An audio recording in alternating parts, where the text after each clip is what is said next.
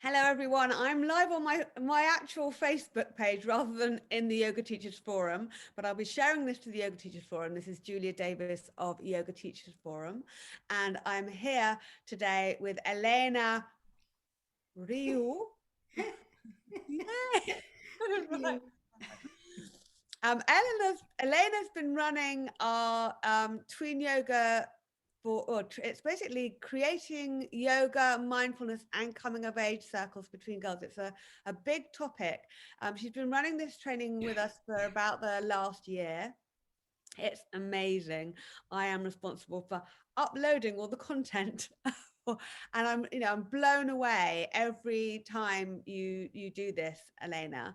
Um, and what's amazing about it is it's seasonal. So whichever season you're doing the training in, there's a reflection of that in the content, which is really, really beautiful.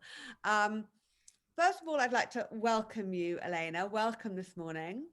Thank you. Good morning. And I'd like to start by asking you about what inspires the creative content of your training, of what you do, because there's just so much that's beautiful there, from mandalas to pieces of art. I'd love to know kind of, where the sources of your inspiration comes from. Well, my daughter used to go to a Steiner school. Well, in fact, she's gone to two and also the kindergarten. And, those Waldorf schools are really, really creative. And they also, all the teaching is very infused with seasonal awareness for even for the, 3.5 year olds. So I saw so many women, making things and creating crafts, and they always have a nature table. So they bring the season inside the house, inside the classroom. So that's been a really great inspiration for me with working with natural materials and the seasons and becoming more aware of what the children may find when they go for a walk and bringing that into the home.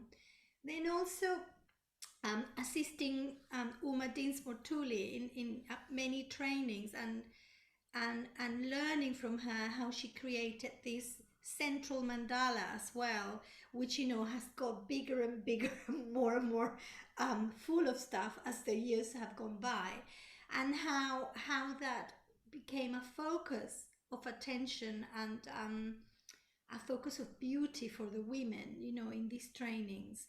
And we all need beauty, and more and more the children are being sort of stopped from thinking about beautiful things in the classrooms, and time there's no time at school for arts and creativity. So this is where it's come from. And also when I did the training with Catherine Kruger in Journey of Young Women, she's incredibly creative, and she's very, very inspired quite a lot of the stuff I might be using, working with runes, for instance, that comes from her.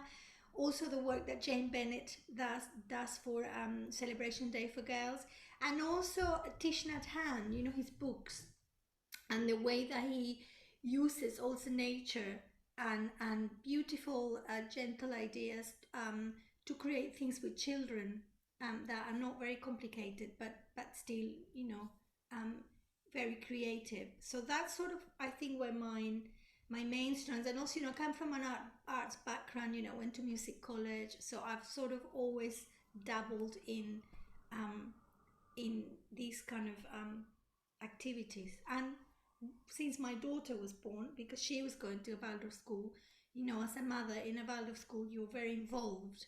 So you ended up making lots of things that maybe you wouldn't have Mhm. done.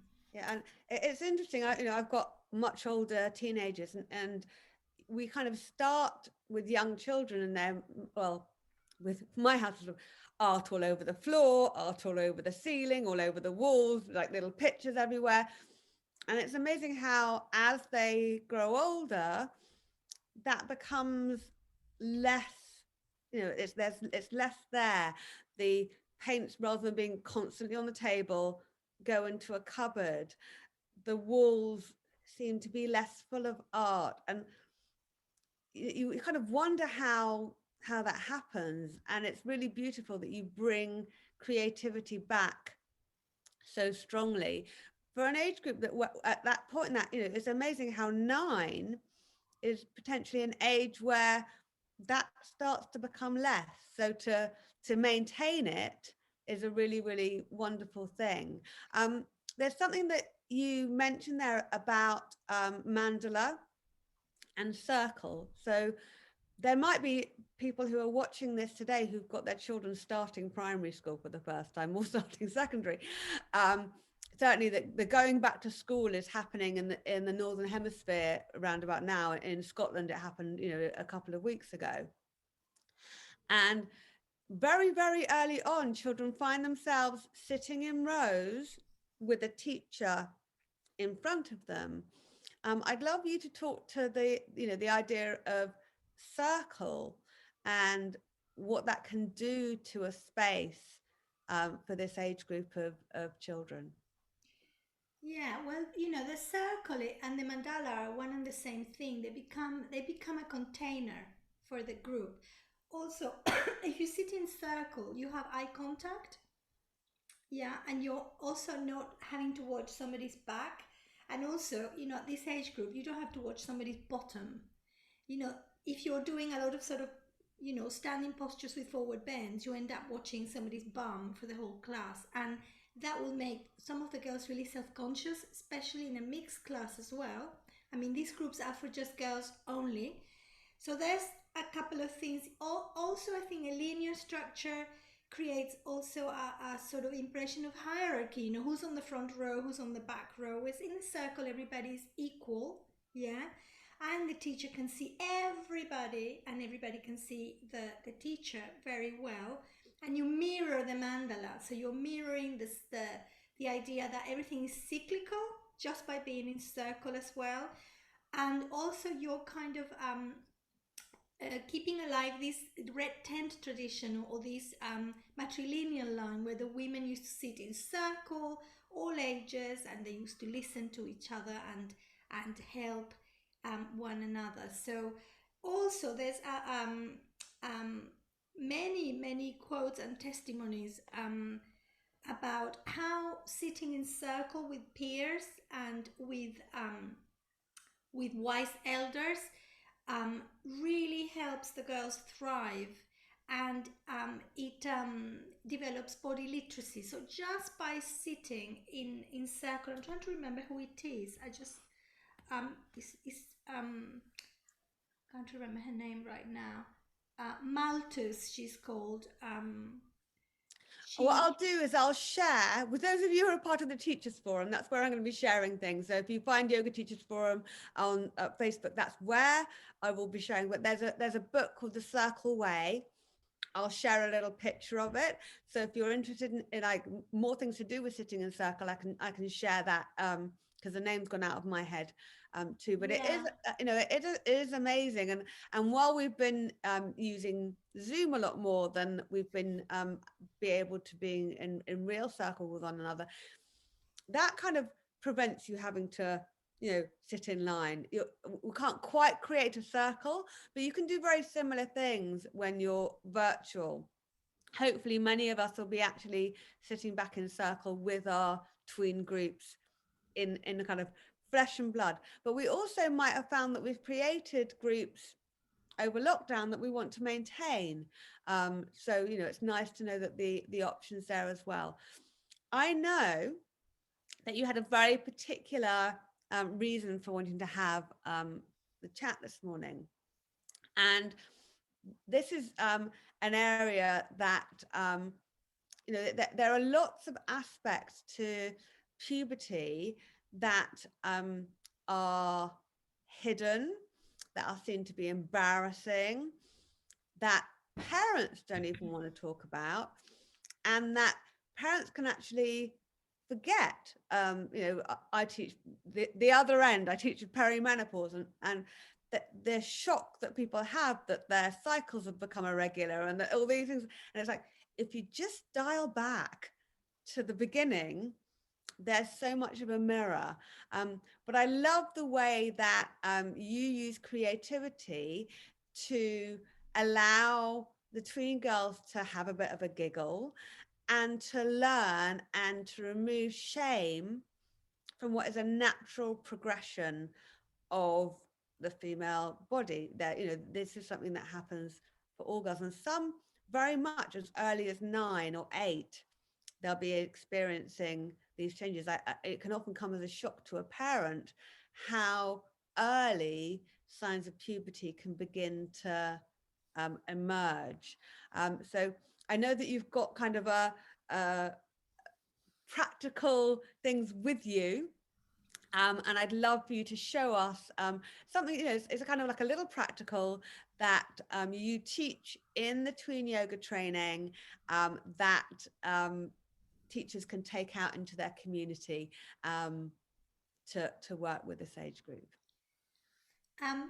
We when we think about women and girls, we always think about menarche or periods, blood, and the whole of the preceding stage, which can go on for 4 years or more, it's overlooked, and that is very much where the girls are. Most of them will be going through puberty, and they will be going through puberty blind because nobody probably has given them enough, sufficient information to make them sovereign on of their own bodily process. You have to be sovereign of your own bodily process, yeah, to have confidence and to have um, to be assertive as well. You have to know why is it happening, and why now, and what does it do, where did it come from, what's it called. Yeah, you have to have this sort of lexicon of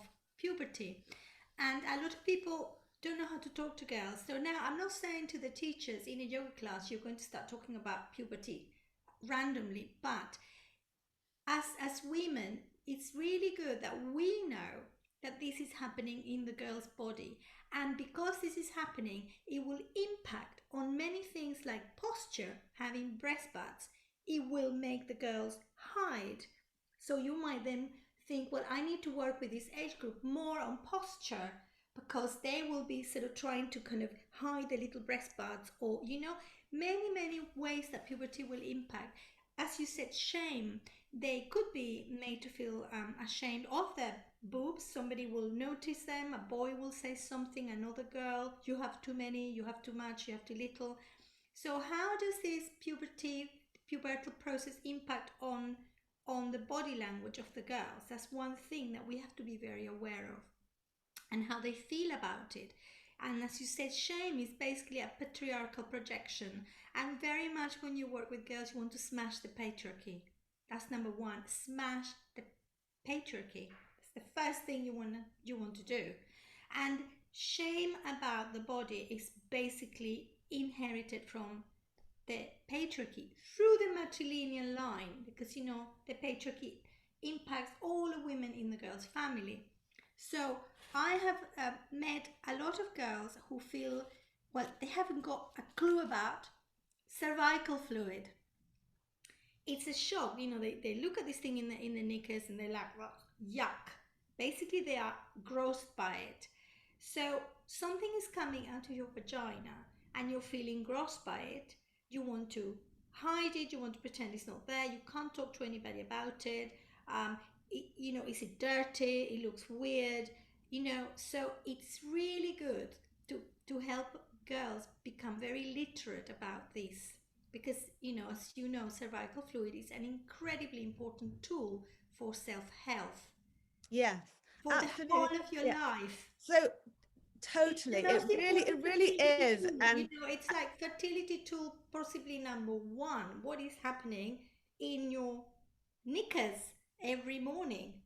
yeah, and it's something that, you're right, it's not talked about. And if you get literacy about cervical fluid from a really, really young age, then you can understand your fertility cycle as it emerges, as it starts to establish itself.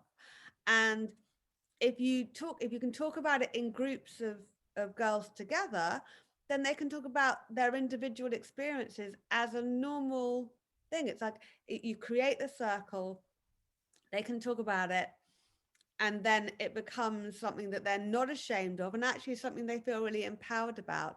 But what I'd love to know, Elena, I will pronounce it, considering how long I've known you, I really should pronounce your name Don't correctly. worry about Elena, it. I would love to know how that comes about, because taking the step from worry, it's worry, isn't it? That what is this? Worry and shame.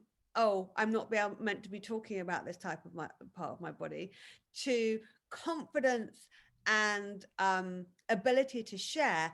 That could seem like a big leap. I remember when just this morning when you were talking to me about, well, I've got this idea.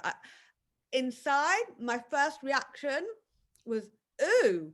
And that, you I and I do saw this it. stuff I every could day. see But it. like it was like, ooh. And then I was like, why ooh? Like, you're totally right. This is something that happens to all girls. This is something that it's really important they understand about if they want to manage um their fertility cycle as they get older.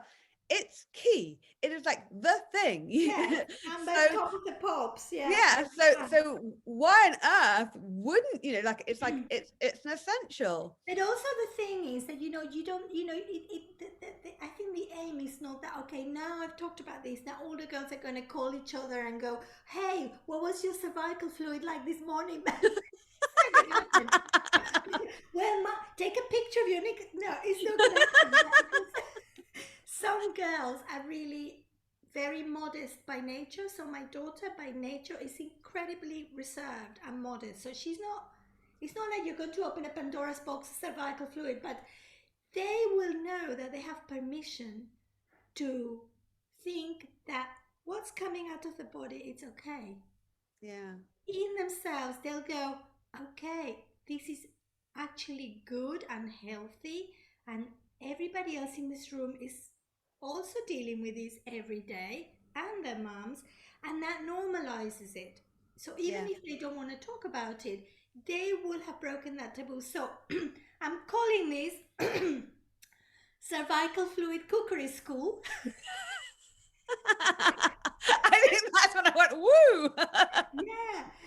And also, this is a great opportunity for yoga teachers who are into eco-menstruality, like me, and I'm EcoFem ambassadors, to talk about basically menstrual products.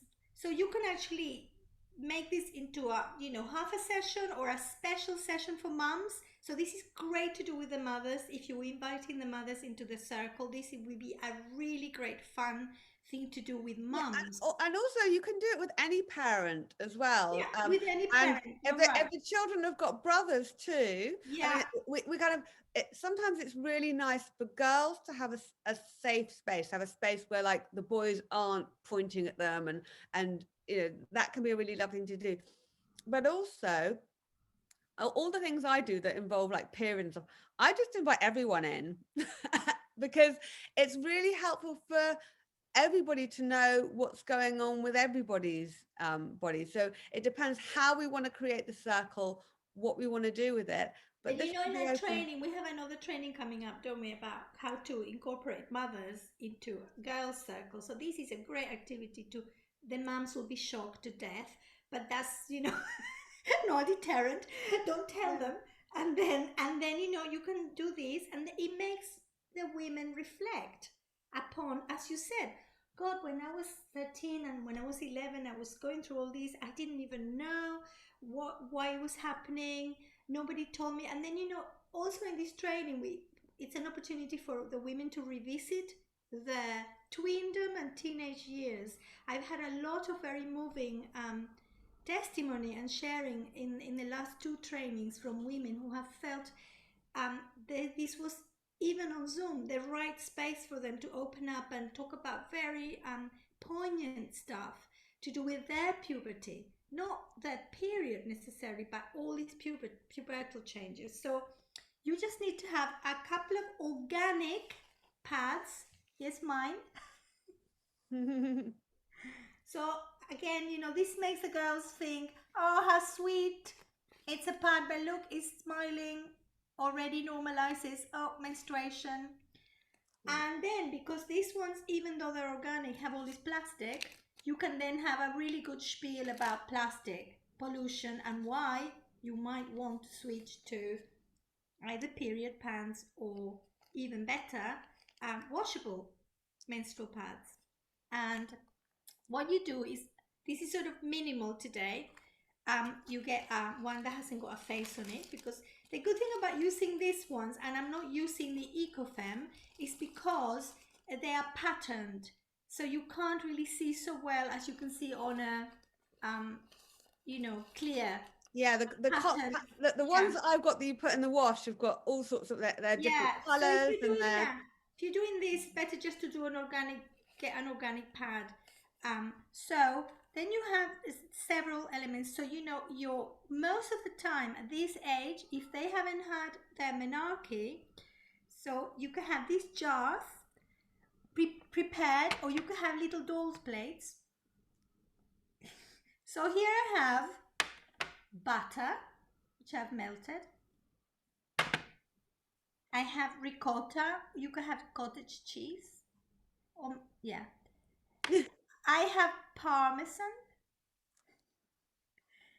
and I have egg white. You can also have lots of different things.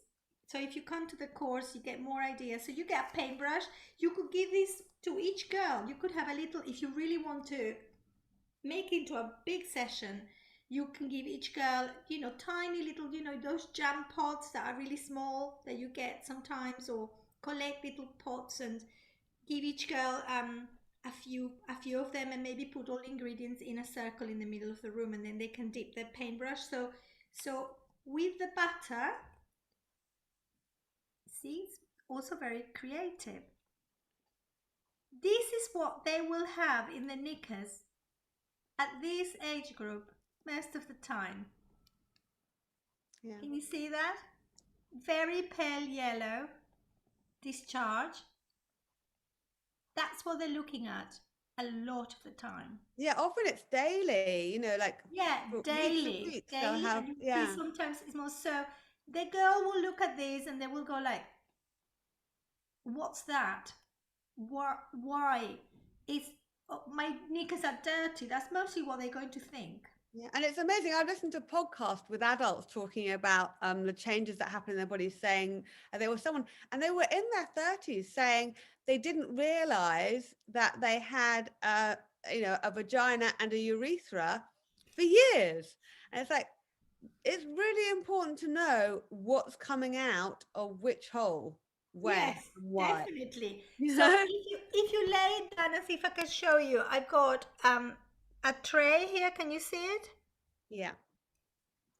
With just a few things for today, and then you can talk about, this is sort of the most common type of cervical fluid that you're going to see, and then you can talk to them about that it's just coming from the neck of the womb, from the cervix, and that is the most incredibly magical and versatile substance, like in a laboratory. It changes, so I like to call it like a chameleon. It has chameleon-like qualities, and also very adaptable and very flexible, because it has to change depending on what's happening to the hormones. So it's very clever, the body. So it comes from the neck of the vagina, and also it's there for two main purposes: to clean your body, to make sure that everything that is inside these very dark, mysterious recesses in your body is very clean and healthy, and then also is there to transport the sperm around and feed them. It actually feeds the sperm,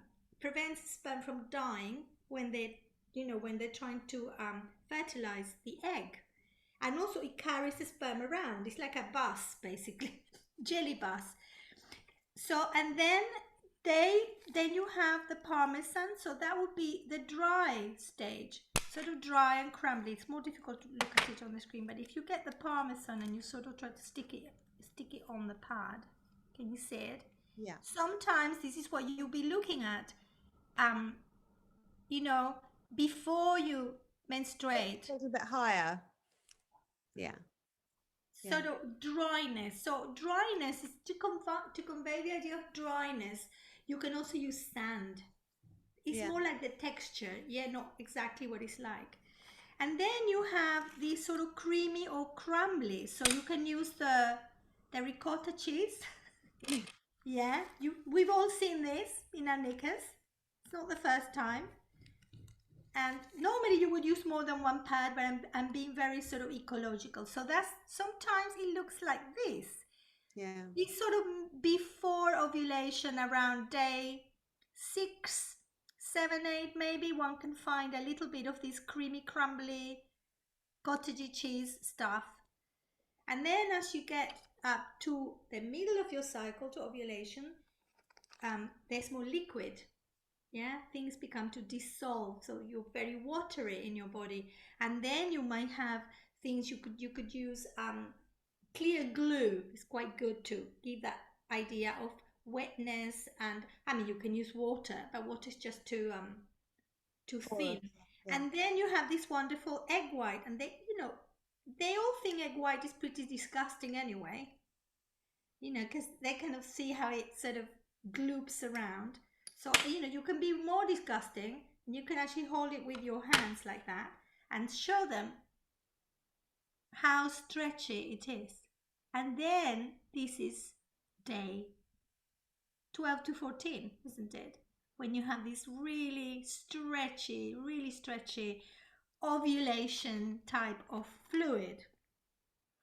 And you can let them play with this stuff, and they can let them paint with the butter, and think about it, and then they see it here, and then they've seen something that is going to happen. They've actually seen a replica of what's to come. So Yeah. when it comes, they won't just go like, ah! Yeah, and it's using using doing.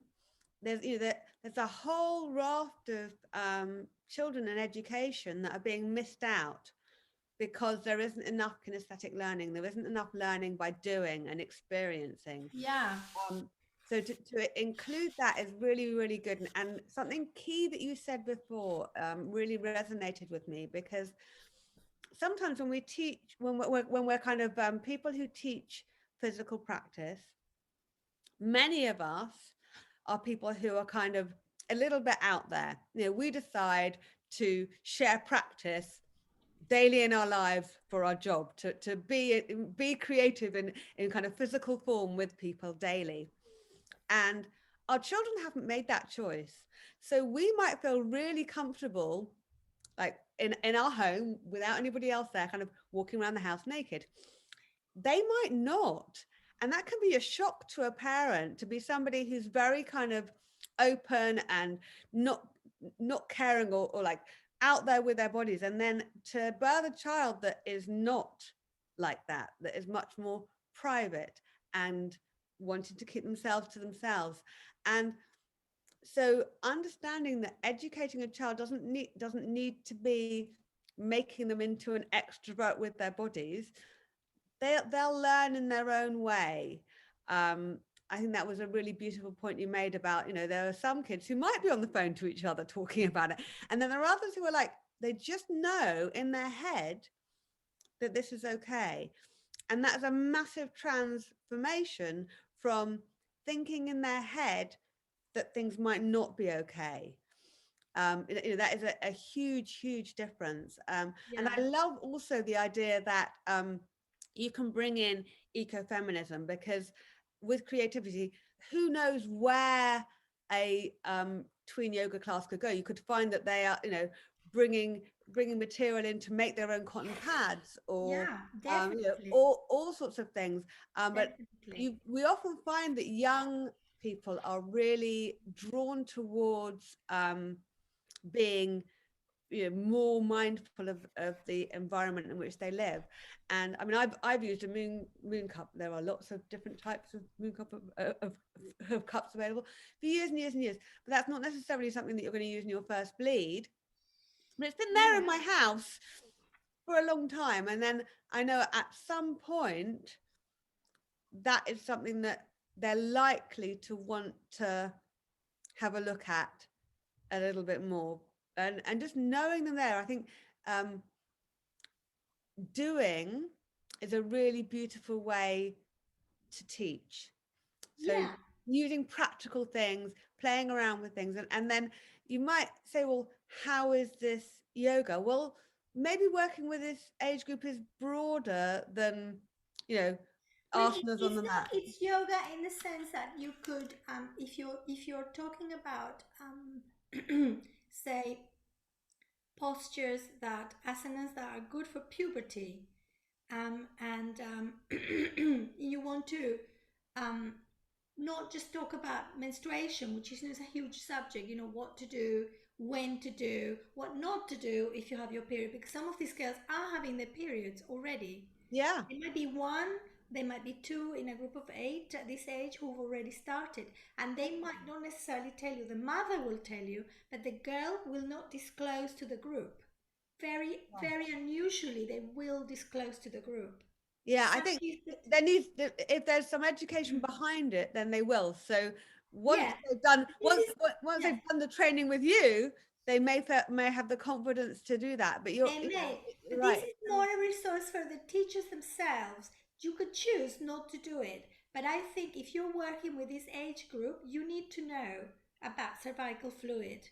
You Yeah, need to know about the shame. You need to know about what the shame will do to the body of the girls and to the, as you're saying, to the stress levels. So what you were saying about the girls who are worrying and not talking about it, which I think are most of them, um, that's why in this training there's a huge emphasis on stress. We have a whole, I mean, pages and pages that I have written about stress and how to make the girls extremely literate with stress triggers, stress release, red alert signals.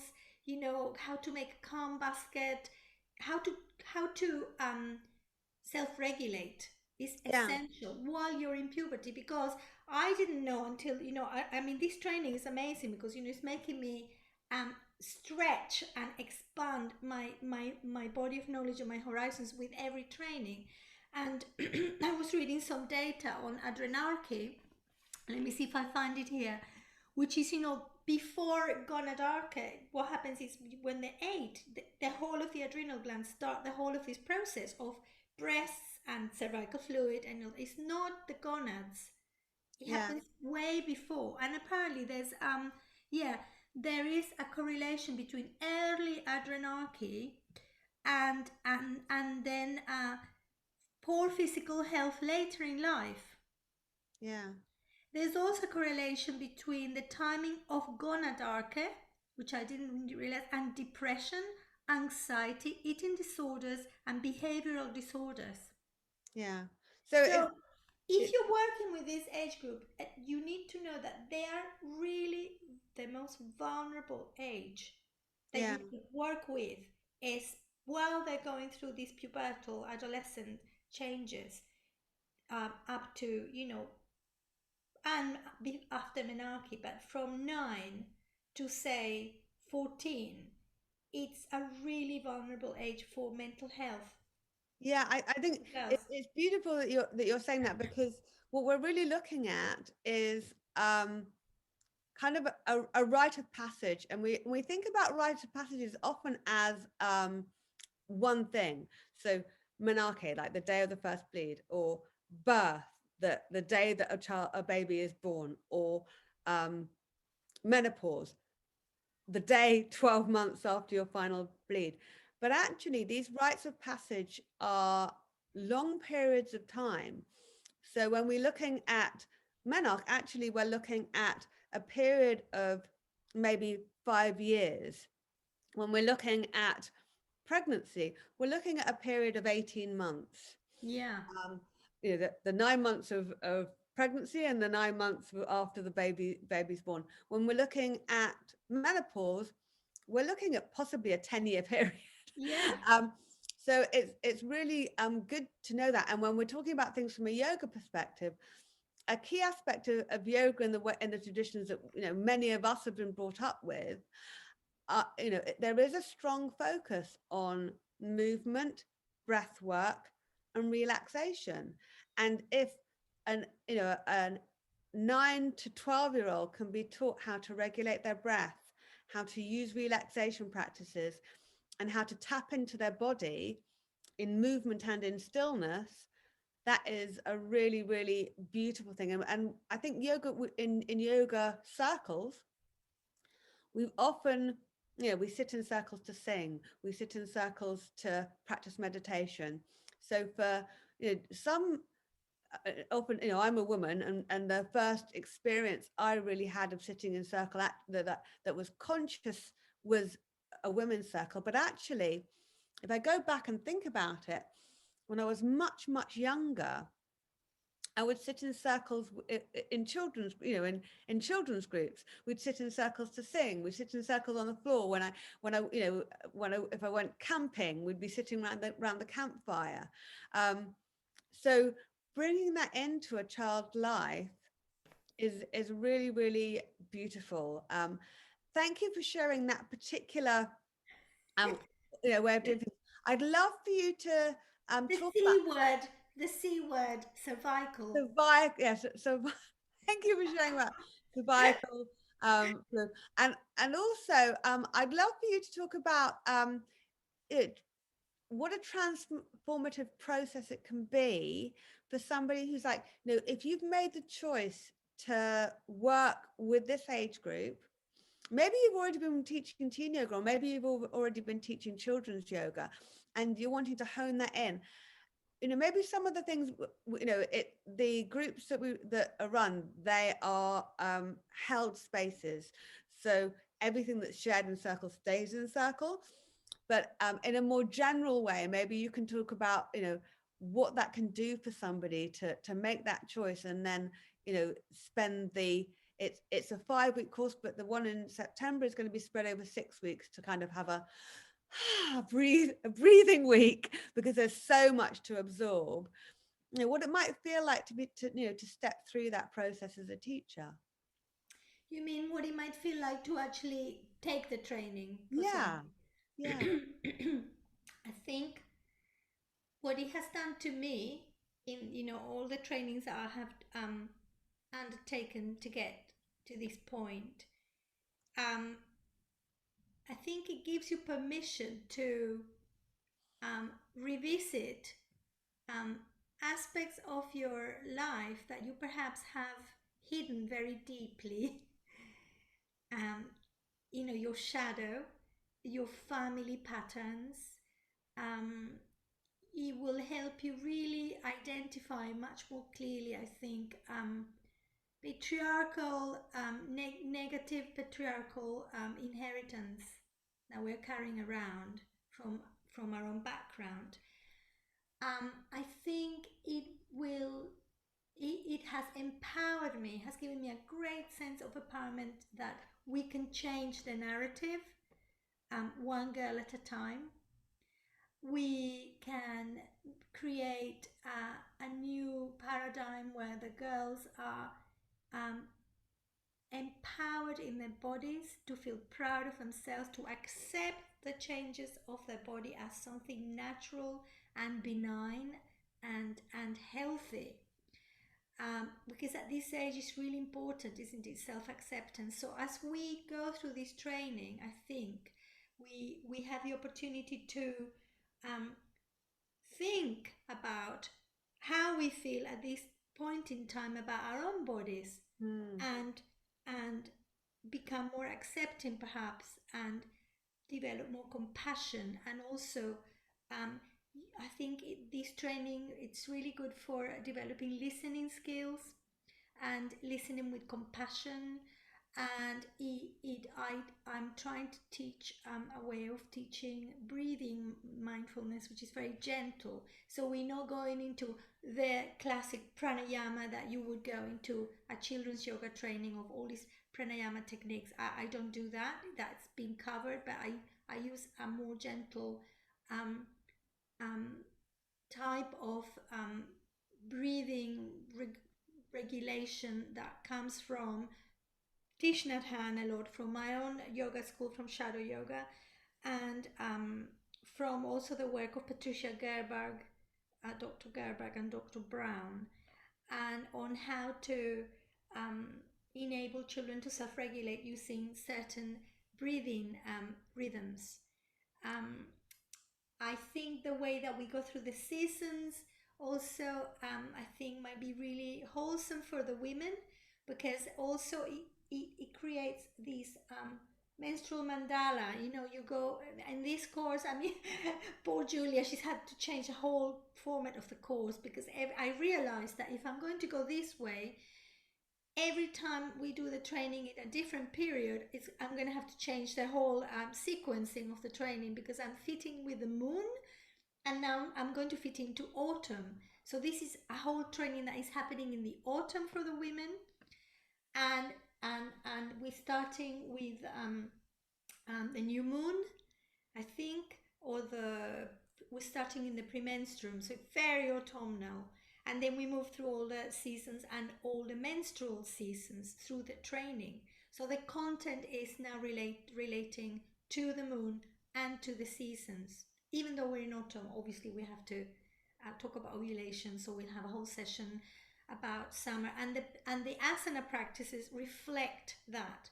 So the women might find that they're having a bleed, or they're in the new moon and they're really affected by it, and they're having to do a sort of a practice that perhaps they wouldn't choose to do, because that's what we're trying to teach the girls as well, to adapt their practice. So I think that might be a really nice journey for people to be allowed to journey through this seasonal mandala and this moon and menstrual mandala in this training as well, if they're not familiar with it, or they might not have thought about it, Mm. um, to how to structure the teaching like that, or going into a girls group and touching upon these ideas as well. Yeah, and one thing that is also unusual about this time that we're in is that people are getting used to being back with each other.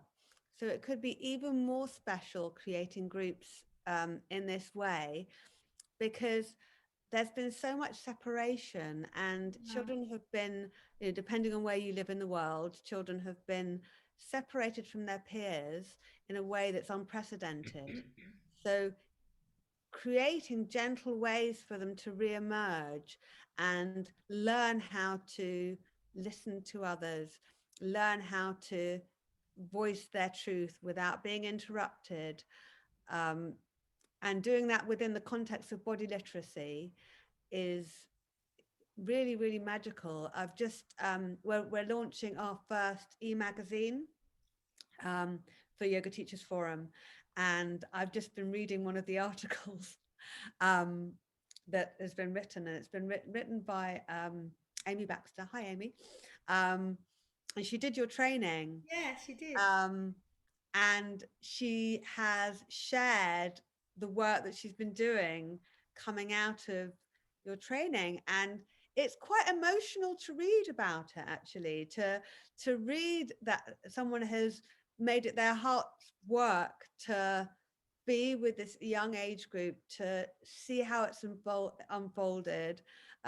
She shared some really beautiful pictures as well of her own artwork. So you share your artwork, but it's really for people to kind of be inspired by that, to create their own. And one of the first pictures that we share in our e-magazine is some artwork that she's created, um, inspired by being on your course. So it's Yeah, that's really, been really really lovely. amazing. That's the other thing I think women might really enjoy. It's that I had so much feedback from the participants. I could hear them getting really excited about, oh my God, I could go and do this, and I could do the people that had daughters would go out and do lots of things with their daughters. And, it sort of ignites something, because, we are so patronized about art. Oh, I'm not good at art. Oh, you're not good. That's not good. At school, what's good, what's bad. I mean, that's one good thing in the Waldorf school. Generally, they don't qualify any art. It's just all good because it all Yeah. expresses something. So that was really exciting for me, just to be part of this growing confidence, and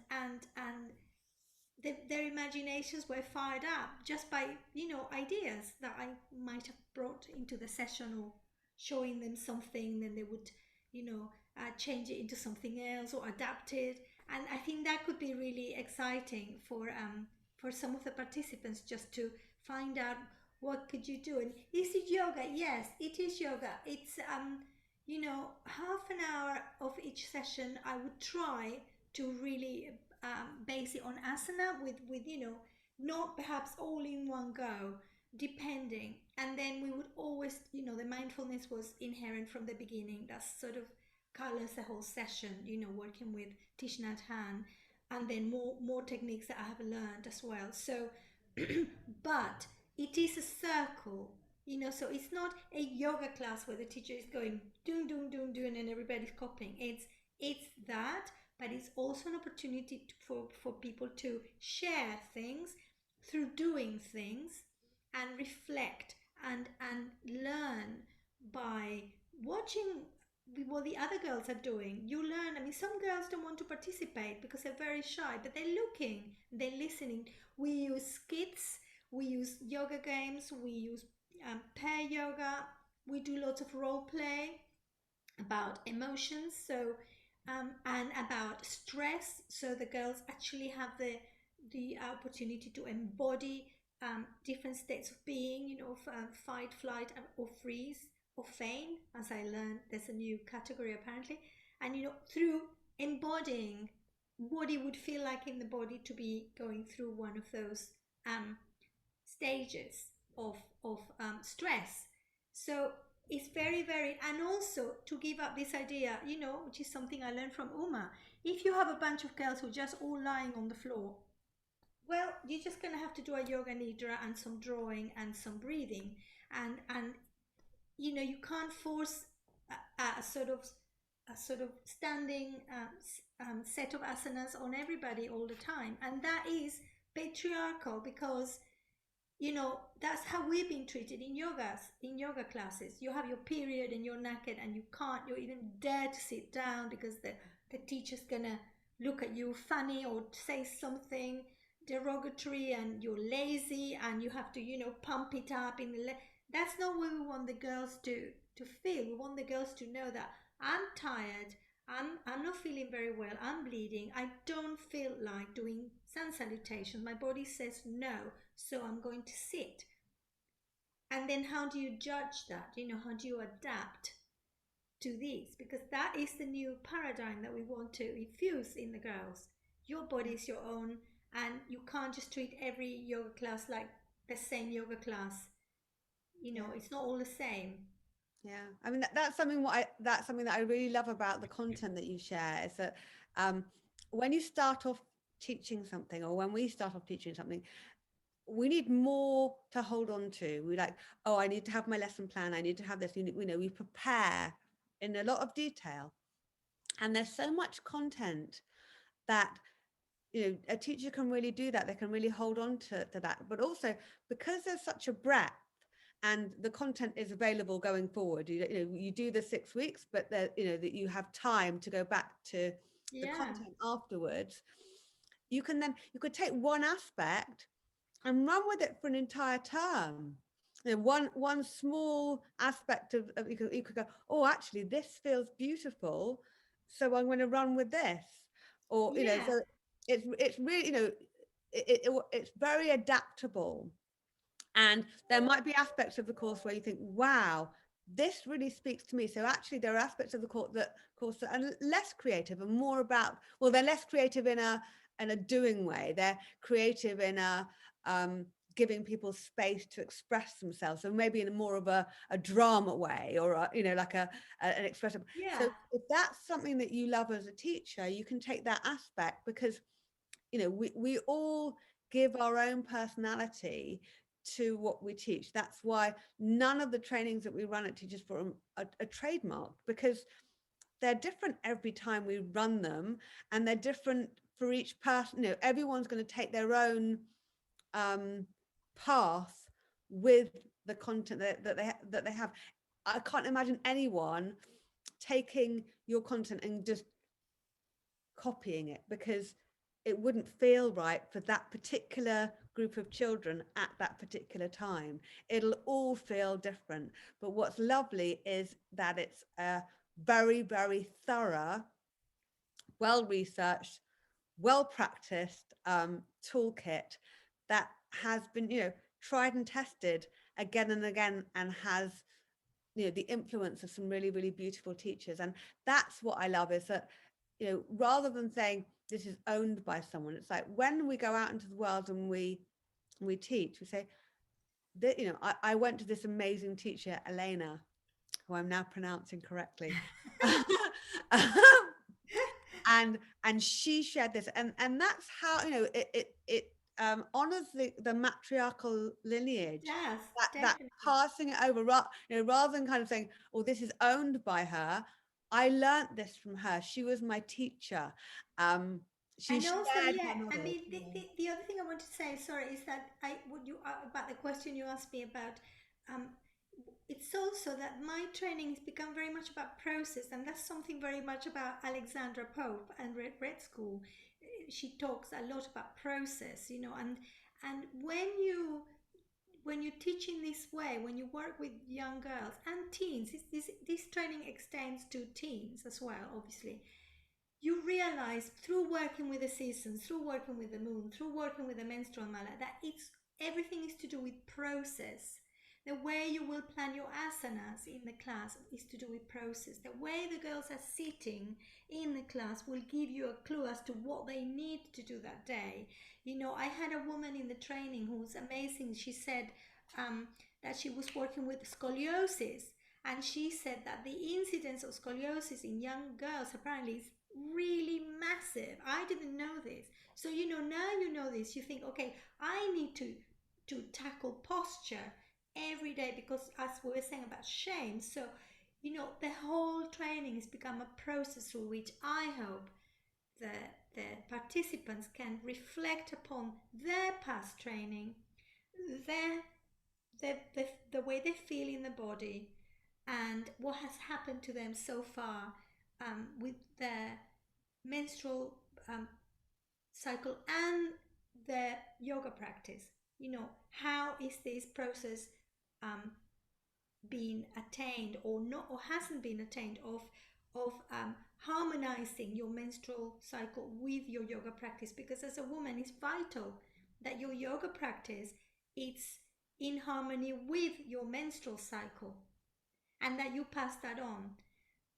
I wanted to to close, because we're about to finish, aren't we? Yeah. I wanted to share very short, just to give you something a bit more practical again. This is from Patricia Gerberg, and this is a little mindful um, um, practice that you can do with children if you want them to relax. Maybe you can do it before bedtime as well. Very soothing, very parasympathetic, activating, which is what we want to do more and more, especially now a lot of children are scared.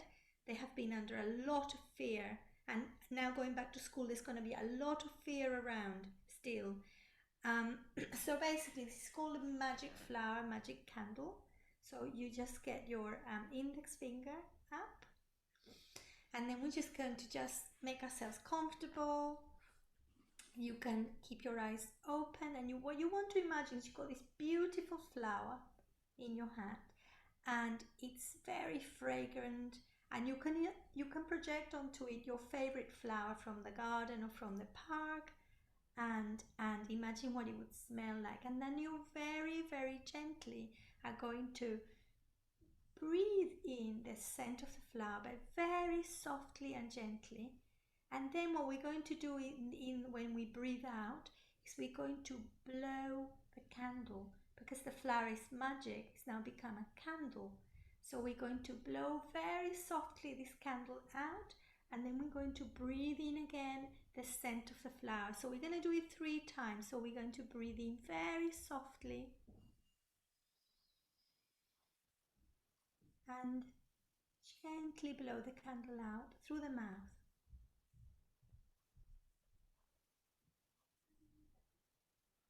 And again, we're going to breathe in the beautiful soft scent,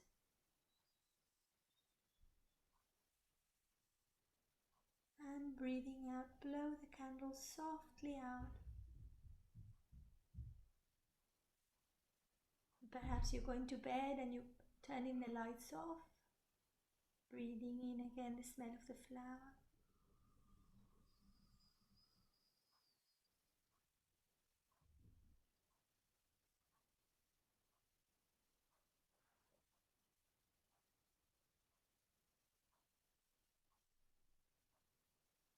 and then bringing your hand down, and then you can close your eyes and you can touch base with how you're feeling inside, how you're feeling after doing that. And then just know that anytime you want to feel this way, you can bring your flower and your candle out, and then you can do it anytime, anywhere really, even on the bus.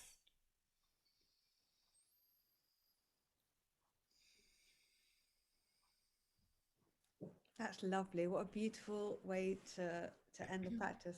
And I was just thinking as I was doing that, that's so adaptable. You can share that with anyone, but it's really beautiful to share with a child.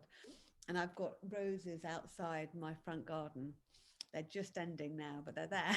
Yes, And that, the smell of the roses, yeah, um, that's it's really, really, it's amazing how when a suggestion is made, how quickly and easily the breath can adapt to that suggestion, rather than somebody telling you to breathe in a specific way with yeah, numbers or anything like that. It's like there's a lot of freedom in visualization, and then as a teacher, we have our eyes open so we can be aware of yes. what's going on around us, how easy it is, whether a child feels able to open or close their eyes, all of that.